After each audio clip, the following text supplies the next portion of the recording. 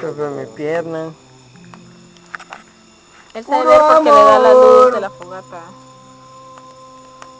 ¿No? A ver yo. No sé. Ah, sí, te ves.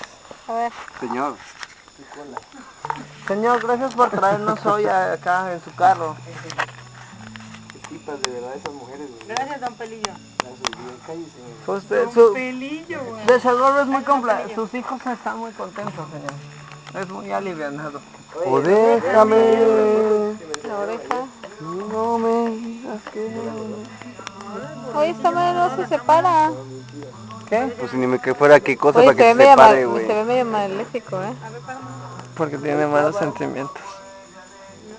¿No crees que te las enseñaron ellos? Me vas a dejar ciego, Samantha.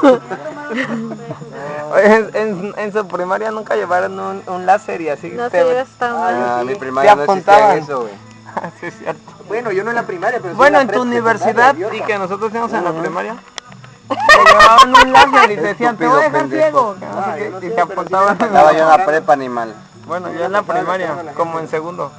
Y Sí, te daban... apuntábamos a la chava, mira aquella.